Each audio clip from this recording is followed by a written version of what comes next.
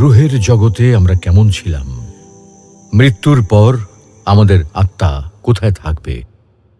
প্রিয় দর্শক, আজকে আমরা একটি অত্যন্ত গুরুত্বপূর্ণ বিষয় নিয়ে আলোচনা করব, আর সেটি হচ্ছে রুহের জগতে আমরা কেমন ছিলাম, মৃত্যুর পর আমাদের আত্মা কোথায় থাকবে।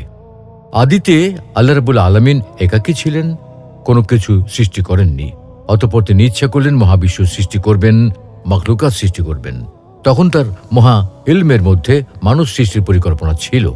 পরিকল্পনা মোতাবেক তিনি সকল মানুষের রূহ সৃষ্টি করলেন, আর এই রূহগুলিকে সৃষ্টি করে যে জগতে রাখলেন তাকে বলা হয় আলমে আরওয়াহ বা রুহের জগৎ। আল্লাহ তাআলা মানুষের জন্য 4টি জগৎ নির্ধারিত করে রেখেছেন। ইসলামিক স্কলারদের মতে এই 4টি জগৎ হচ্ছে: 1 আলমে আরওয়াহ বা রুহের জগৎ, 2 হচ্ছে দুনিয়ার জগৎ, 3 আলমে বারজাখ বা কবরের জগৎ, এবং 4 আখিরাতের জগৎ। মানুষের জীবন এই 4টি জগৎ নিয়ে গঠিত এবং প্রতিটি মানুষকে এই 4 জগৎই অতিক্রম করতে হবে। আমরা প্রথমে আলমে আরওয়াহ বা রুহের জগতে ছিলাম, সেখান থেকে দুনিয়ার জগতে এসেছি। তারপর একদিন এই দুনিয়া ছেড়ে আলমে বারজাখ বা কবরের জগতে চলে যাব। অতঃপর সেখান থেকে অন্তহীন আখিরাতের জগতে প্রবেশ করব। প্রিয় দর্শক, আজকে আমরা রুহের জগৎ নিয়ে বিস্তারিত আলোচনা করব ইনশাআল্লাহ। আলমে আরওয়াহ বা রুহের জগৎ কি? আলম আরবি শব্দ যার অর্থ জগৎ। আরওয়াহ শব্দটি রুহ শব্দের বহুবচন যার অর্থ আত্মা সমূহ। সুতরাং আলমে আরওয়াহ অর্থ হচ্ছে রুহের জগৎ। প্রচলিত অর্থে আলমে আরওয়াহ বলতে রুহের বাসস্থানকে বোঝায়। মহান আল্লাহ রাব্বুল আলামিন মানবকুলের রুহ সৃষ্টি করে যে জগতে রেখেছিলেন সেই জগৎকে বলা হয় আলমে আরওয়াহ বা রুহের জগৎ। সেখানে শুধু মানুষের রুহ ছিল, কোনো দেহ ছিল না, কোনো আকার ছিল না, কোনো আকৃতি ছিল না। মানুষের দেহ সৃষ্টি করার পূর্বে আল্লাহ রাব্বুল আলামিন রুহ বা আত্মা সৃষ্টি করেছেন। আল্লাহ রাব্বুল আলামিন রুহ সৃষ্টি করার পর সমস্ত রুহকে একত্রিত করে প্রশ্ন করলেন, আলাস্তু বিরাব্বিকুম, আমি কি তোমাদের প্রভু নই? তখন সমস্ত রুহ এক বাক্যে জবাব দিল, অবশ্যই আপনি আমাদের প্রভু। এই ঘটনাটি পবিত্র কোরআনুল কারীমে এভাবে এসেছে। আল্লাহ তাআলা বলেন, وَإِذْ أَخَذَ رَبُّكَ مِنْ بَنِي آدَمَ مِنْ ظُهُورِهِمْ ذُرِّيَّتَهُمْ وَأَشْهَدَهُمْ عَلَى أَنفُسِهِمْ أَلَسْتُ بِرَبِّكُمْ قالوا بلى شهدنا أن تقولوا يوم القيامة إنا كنا عن هذا غافلين। ওই সময়ের কথা স্মরণ করুন যখন আপনার পালনকর্তা বনি আদমের পিঠ থেকে তাদের সন্তানদের বের করে আনলেন এবং তাদের কাছ থেকে তাদের নিজেদের ব্যাপারে সাক্ষ্য নিলেন যে আমি কি তোমাদের পালনকর্তা নই? তারা বলল, অবশ্যই আপনি আমাদের পালনকর্তা। আমি সাক্ষ্য এজন্যই নিয়েছি যেন তোমরা কিয়ামতের দিন এটা না বলতে পারো যে বিষয়টি আমাদের জানা ছিল না। উল্লেখিত আয়াত থেকে এই কথাটি স্পষ্টভাবে বোঝা যায় যে মানুষের দেহ সৃষ্টি করার পূর্বে আল্লাহ রাব্বুল আলামিন রূহ সৃষ্টি করেছেন। রূহ সৃষ্টি করে আল্লাহ রাব্বুল আলামিন তাদের সাথে কথা বলেছেন এবং তাদেরকে প্রশ্ন করেছেন, আমি কি তোমাদের প্রভু নই? তখন তারা এক বাক্যে সকলেই বলেছিল, অবশ্যই আপনি আমাদের প্রভু। তাই বলা যায় যে রুহের জগতে কেউ কাফের ছিল না, কেউ মুশরিক ছিল না, সকলেই মুমিন ছিল। রুহের জগতে আল্লাহ তাআলা মানুষের কাছ থেকে তার রুবুবিয়্যাত বা প্রভুত্ব সম্পর্কে ওয়াদা নিয়েছিলেন। আল্লাহ তাআলা মানুষকে জিজ্ঞেস করেছিলেন, আমি কি তোমাদের রব নই? ওই দিন আল্লাহ তাআলার জালালিয়তের সামনে কেউ তার রুবুবিয়্যাত বা প্রভুত্বকে অস্বীকার করতে পারেনি। যারা দুনিয়াতে এসে কাফের হয়েছে তারাও অস্বীকার করতে পারে নাই। সবাই এক বাক্যে আল্লাহ তাআলার রুবুবিয়্যাহ বা প্রভুত্বের স্বীকৃতি দিয়েছিল। রুহের জগতে কেউ কাফের ছিল না, সবাই একমাত্র আল্লাহ তাআলাকেই মান্য করেছিল। তাই কোনো নাবালক বাচ্চা মৃত্যুবরণ করলে তার কোনো পাপ নেই, সে মুমিন, তাকে জান্নাত দেওয়া হবে, সে জান্নাতে বসবাস করবে। ঠিক তেমনি কোনো পাগল ব্যক্তিরও কোনো পাপ নেই, সেও জান্নাতে প্রবেশ করবে, কারণ তারা সবাই রুহের জগতে আল্লাহ রাব্বুল আলামিনকে রব হিসেবে স্বীকৃতি দিয়েছিল। যেমনটি হাদিস শরীফ এসেছে, মহানবী সাল্লাল্লাহু আলাইহি ওয়াসাল্লাম বলেন, প্রতিটি মানুষ ফিতরাতের উপর জন্মগ্রহণ করে থাকে।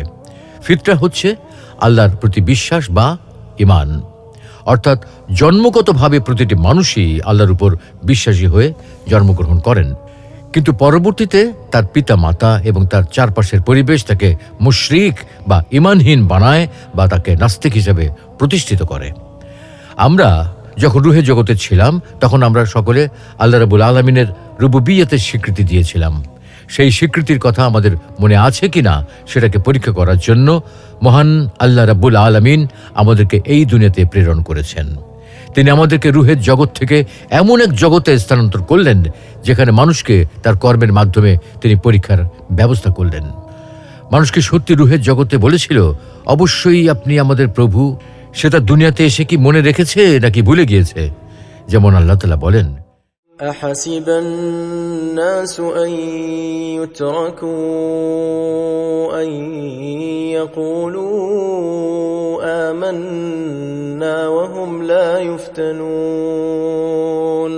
মানুষ কি মনে করে তারা শুধু একথা বলি অব্যাহতি পেয়ে যাবে যে আমরা আল্লাহকে বিশ্বাস করি, অথচ তাদেরকে পরীক্ষা করা হবে না? উক্ত আয়াতের মাধ্যমে বোঝা যায় যে আমরা রুহের জগতে অঙ্গীকার করেছিলাম, অবশ্যই আপনি আমাদের প্রভু। সেটা পরীক্ষা করার জন্যই আল্লাহ রাব্বুল আলামিন আমাদেরকে এই দুনিয়াতে প্রেরণ করেছেন। রুহের জগৎ সম্পর্কে হাদিসে এসেছে, আম্মাজান আয়েশা রাদিয়াল্লাহু তাআলা আনহা বলেন, আমি নবী করিম সাল্লাল্লাহু আলাইহি ওয়াসাল্লামকে বলতে শুনেছি, সমস্ত রূহ সেনাবাহিনীর মতো একত্রিত ছিল। সেখানে যে সমস্ত রুহের পরস্পর পরিচয় ছিল, এখানেও অর্থাৎ এই দুনিয়াতেও তাদের মধ্যে পরস্পর পরিচিতি থাকবে। আর সেখানে অর্থাৎ রুহের জগতে যাদের মধ্যে পরস্পর পরিচয় হয়নি, এখানেও তাদের মধ্যে পরস্পর মতভেদ থাকবে। বুখারী শরীফের উল্লেখিত হাদিসের মাধ্যমে রুহের জগতে মানুষের কর্মকাণ্ড সম্পর্কে আমরা একটি স্পষ্ট ধারণা পেলাম। কেউ কেউ বলেন যে মানুষ সৃষ্টি 2000 বছর পূর্বে আল্লাহ তাআলা রুহ সৃষ্টি করেছেন। প্রকৃতপক্ষে যে হাদিসের উদ্ধৃতি দিয়ে দেহ সৃষ্টির 2000 বছর পূর্বে রুহ সৃষ্টির কথা বলা হয়, সেই হাদিসটি সঠিক নয়। আবার কোনো কোনো ইসলামিক স্কলার বলেন, আলমে আরওয়াহ বা রুহের জগৎ বলতে আসলে কোনো জগৎ নেই। প্রকৃতপক্ষে রুহ হচ্ছে মহান আল্লাহ রাব্বুল আলামিনের একটি আদেশ মাত্র। মানুষ যখন তার মাতৃগর্ভে বেড়ে ওঠে এবং তার দুনিয়াতে আসার উপযুক্ত সময় হয়, তখন মহান আল্লাহ রাব্বুল আলামিনের নির্দেশে তার দেহের ভিতর রুহ ফুঁকে দেওয়া হয়। তাই বলা যায় যে রুহের জগৎ বলতে কোনো জগৎ নেই। তারা দলিল হিসেবে আল কোরআনের এই আয়াত উল্লেখ করে থাকেন। ويسألونك عن الروح قل الروح من أمر ربي وما أوتيتم من العلم إلا قليلا। তারা আপনাকে রূহ সম্পর্কে জিজ্ঞাসা করে, আপনি বলে দিন, রূহ আমার পালনকর্তার আদেশ মাত্র। এ বিষয়ে তোমাদেরকে সামান্য জ্ঞানী দান করা হয়েছে। উল্লেখিত আলোচনার মাধ্যমে আমরা বলতে পারি যে আলমে আরওয়াহ বা রুহের জগৎ সম্পর্কে মূলত মহান আল্লাহ রাব্বুল আলামিনই সবচেয়ে ভালো জানেন, কেননা এটি একটি গায়েবী বিষয়। অতএব এ বিষয় সম্পর্কে আমরা আল কোরআন ও বিশুদ্ধ হাদিসের বর্ণনার মাধ্যমে যতটুকু জানতে পেরেছি তার উপর ঈমান রাখি, বিশ্বাস স্থাপন করি। এর চেয়ে অধিক আর কিছু আমরা বলতে পারবো না। মৃত্যুর পর আমাদের আত্মা কোথায় থাকবে?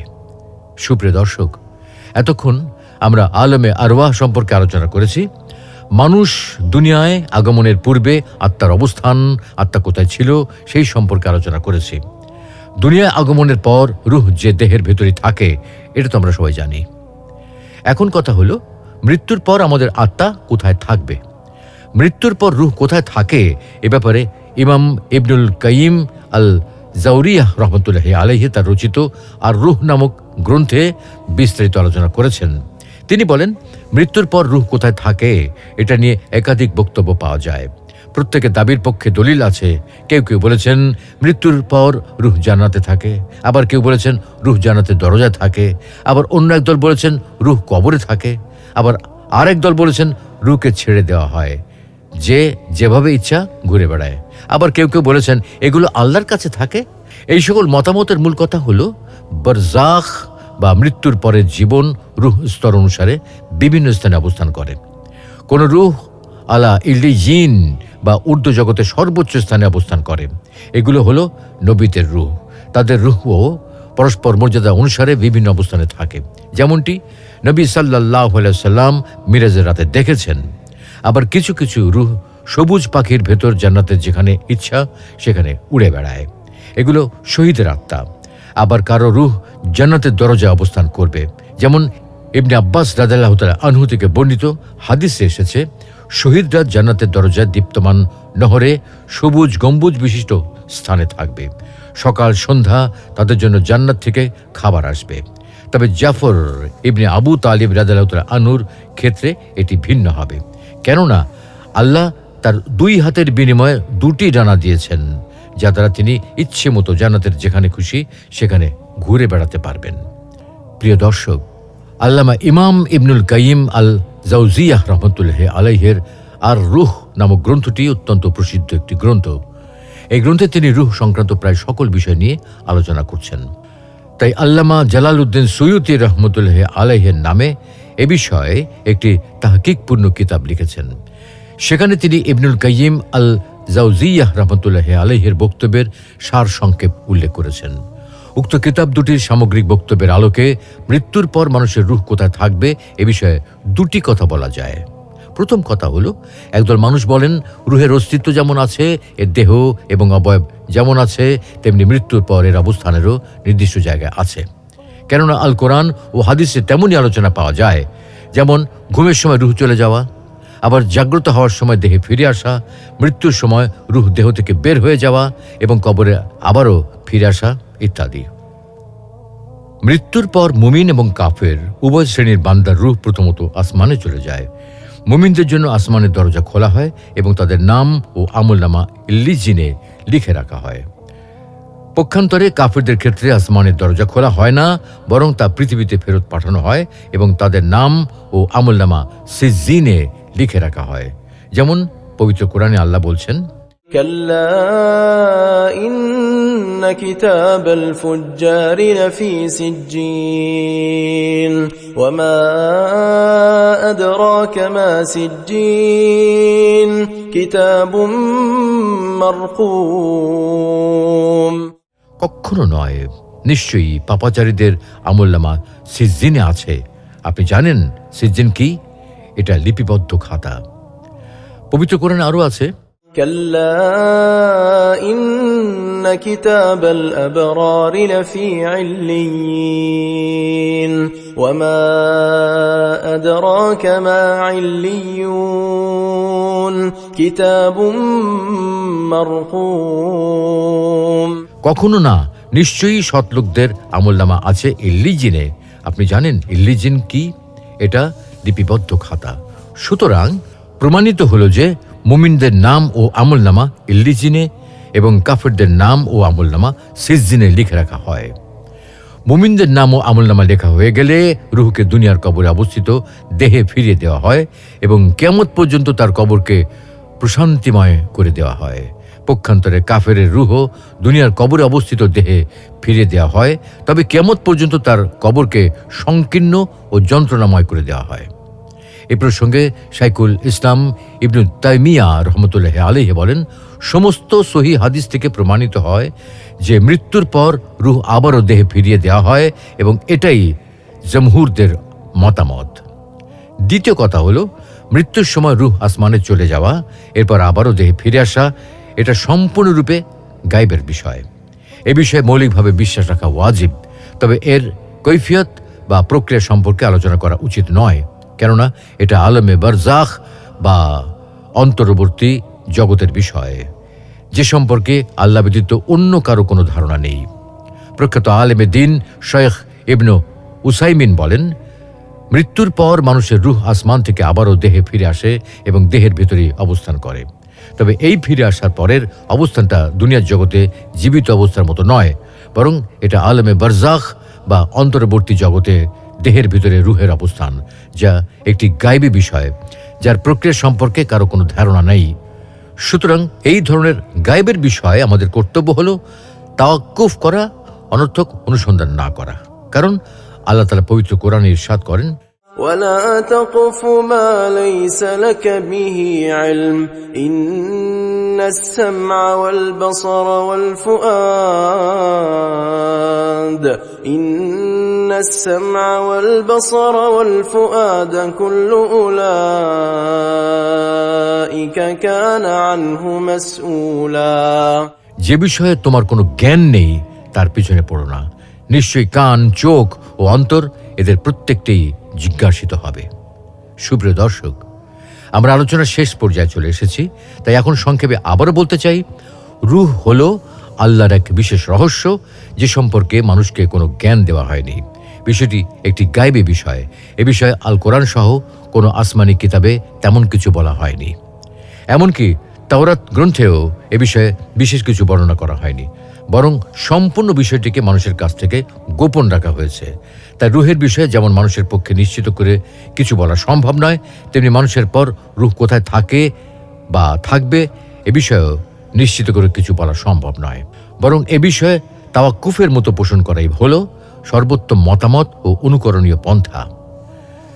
রাইসুল মুফাসসিরিন আব্দুল্লাহ ইবনে আব্বাস রাদিয়াল্লাহু তাআলা আনহু সহ অধিকাংশ সালাফে সালেহিন এই মতামতে পোষণ করতেন।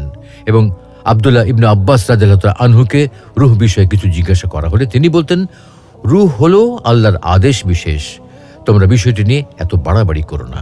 বরং এ বিষয়ে আল্লাহ তার নবীকে যতটুকু জানিয়েছেন এবং যেমনটি বলেছেন, এ বিষয়ে তোমাদেরকে খুব সামান্যই জ্ঞান দেওয়া হয়েছে, তার চেয়ে বেশি কিছু বলতে যেও না। আল্লাহ রাব্বুল আলামিন আমাদের সকলকে গায়বী বিষয়ে তিনি যতটুকু জানিয়েছেন ততটুকুর উপরই পরিপূর্ণভাবে ঈমান আনার তৌফিক দান করুন এবং অপ্রয়োজনীয় বিষয়ে অনুসন্ধান করা থেকে বিরত থাকার তৌফিক দান করুন। আমিন।